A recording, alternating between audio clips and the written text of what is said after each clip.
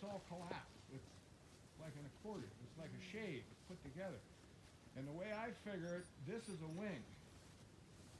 The other wing was up that way, and this was where the fuselage, I would imagine that was the top, the canopy, but that was a tough airplane. And the people, since I was here last, several years now, the people are hauling it away faster than you can find it. And I'm in the aircraft recovery business over many years, and if you didn't have a guy sitting on top of it 24 hours a day with a gun, it'd be gone in 3 days. So, one place down here in the bushes is a cylinder. When those Boy Scouts came up through, they got a picture of a nice radial, one of the 18 cylinders. And they didn't bring it with them. They left it. What part is the cylinder? That's where the pistons go up and down. There's two rows of 9, 18. This is about a 2,500 horsepower engine. This is no small engine. Big, heavy. And I asked them, one fellow said, how do you suppose that cylinder got down there? I said, it's simple. Somebody was stealing it. It might have been taken off the engine. It might have got thrown off the engine with this impact, I imagine. And they went that far and ran out of gas and parked it and walked the rest of the way to their car. And they didn't bring it up, so I don't know whether we could ever find that or not. But there is some major pieces floating around, and there's a lot of small pieces. And I'm going to see if I can't gather some things up for Rick for his museum. But that's what's left of an airplane that is big. It's a one-man airplane, but it's a monster. And that shows you what kind of impact that had. What motor was in that? Pratt Whitney and Pratt? 2800. Radio, 2.9, put together 18 cylinders, 2,500 horse. This thing was a high altitude fighter. With those big tanks on it, it could protect our bombers all the way into Germany, but it was a fighter bomber, and that's what I'd like Rick to get some information. What did this guy do when he was in Europe? Because every time you see an old movie where we're strafing a train and a steam engine blows up, that's a P-47 with 850 calibers tearing apart, and they fly right through the wreckage. You ever notice that? They go right through the debris. Everything's blowing up, they go right through it. Built like a tank, but no de-icing. If he had a P-dot tube on that for his instrument and it was heated and he didn't have it turned on or it iced up, he'd lose all his instrumentation. He'd get ice on the wings and the damn thing would lose its lift. And that state police officer that I dealt with that went down here in Latonia, my dad gave him a lot of maps and he drew numbers. He went around to every hunting camp in April, May, and June and got sighting, sound sighting. What did you hear? Which way was it going? A lot of them heard the thump and they heard the explosion. And they heard nothing. And they couldn't see out their ports. That's how bad that snow was. So if this thing caught fire when it impacted, the fire probably went out from the snow and the water and the ice. But to take a big airplane, any of you ever go down to Reading that World War II weekend, when you walk up to a P-47, I can't see over the wing. The wing is that high. This is a big airplane. And I still think there's major pieces in that hole, but because Rick's exactly right. The guy that I know was up here when they found the vertebrae and a couple collar insignias, they didn't find nothing else. What the fire didn't get, the animals took away. So when his parents had those clerks cremated, they put them back in the hole, and to be quite frank with you, I don't have the guts to go down in there and dig around and see these burial sites, you know. But that, what we're doing here, Rick, snap yourself in the back again because boy, you're doing well. Thank you, sir. I just have one last quick little thing. Janice, if you would please help with this. I have, and thanks to the help of James, where are you, buddy? And if you would also help Janice with this, I'll hold your dog. We have a new flag holder. So if you would find, James helped us get this made and redone since one was taken from here. So thanks to Dave getting that started with James, we got a new one here for him to put in place. So if you would, please, James, help us find a good spot for it. Yeah. All right. Get it started for it, and maybe perhaps put that nice flag right there in the stand. Will it fit through the hole? There you go. Don't fall. Oil.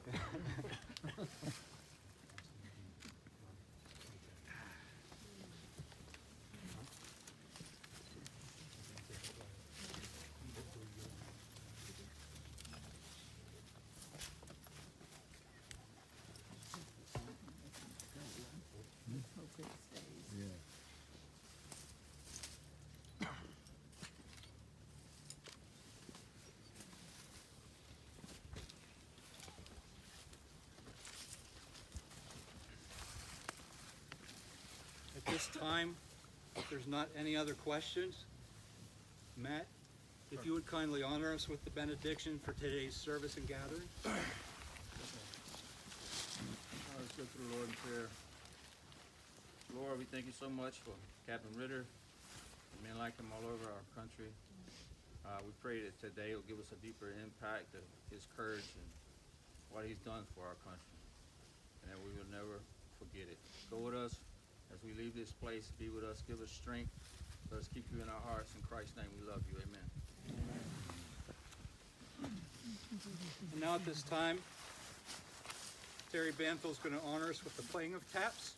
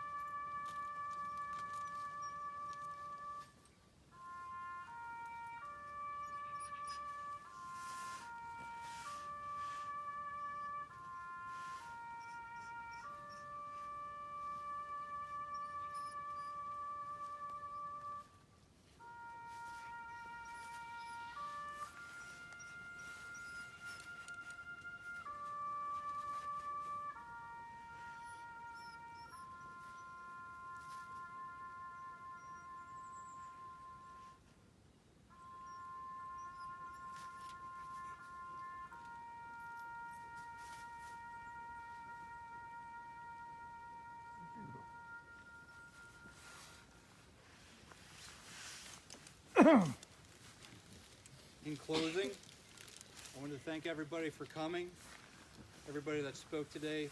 I can't thank you enough. Jess, your input and insight on what occurred here. All my gratitude for that. It's been remarkable, and again, like I said, I think what's more important, not only to honor this man, to mourn the loss, but at this point I say it's time to celebrate him, what he did. Think fondly of it. Think fondly of what every veteran has done. Anybody, for that matter, that's American hero, whether it's a police officer, a fire chief, anybody that's done anything just for your neighbor. Every last one of those people are heroes, and I think we all need to remember that and live our lives the best way we can to honor that. And so with that, I thank all of you. I want to remind you that we are hosting a reception at 5 o'clock down at Creekside Restaurant in Mill Hall. Hors d'oeuvres are provided by the VFW Benefits Center. There is also going to be coffee and tea. They will have menus placed out if you wish to order dinner while we're there. That will be at your own expense. However, they are prepared to do everything they can there for us. So I hope to see everybody there. I know there's going to be people there that couldn't make it here, so it should be interesting. And so thank you so much, everybody, for coming. And Austin here is going to lead us out with the American flag. So if everybody would just take time to follow him out slowly, make sure everybody is safe. And I thank you from the bottom of my heart for joining us today. And if anyone did not get a bracelet, please let me know so I can make you one as soon as possible. All right, kiddo. Hey, Rick. Yes, sir. Hold that by that stone, please.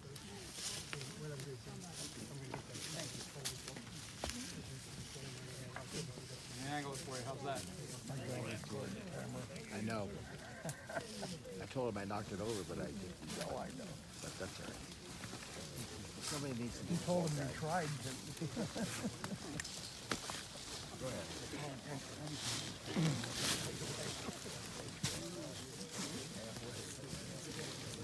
Yeah, I think y'all do.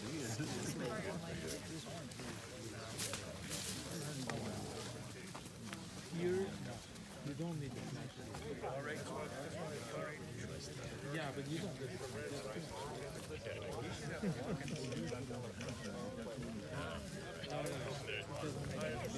I used one now.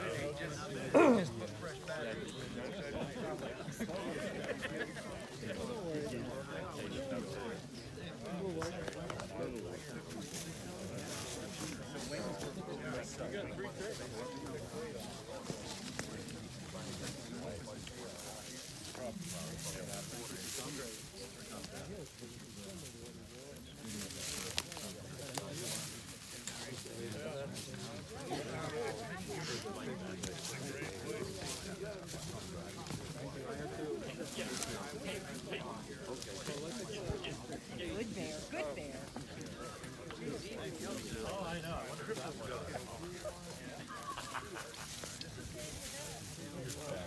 I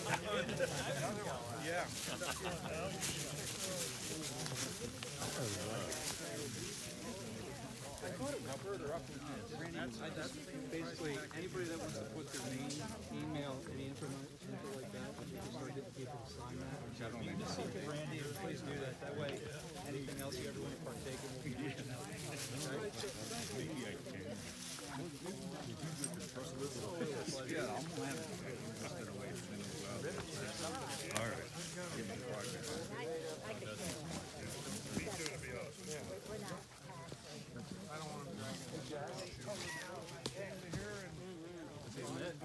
Oh God, another project. I'm gonna go back and I'm gonna be digging.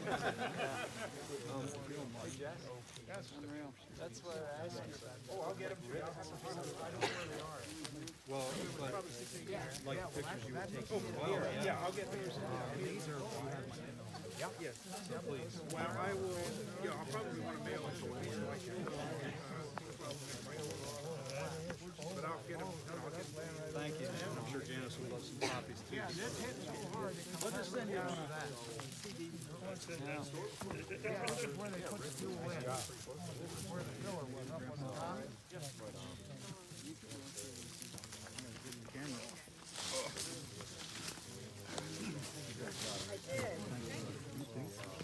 Doing the. We've done a couple different ways, and we found a great What are these black?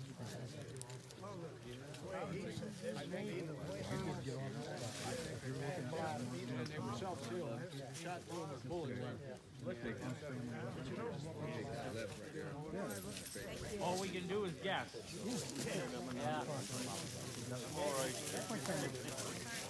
Your camera didn't work. Mind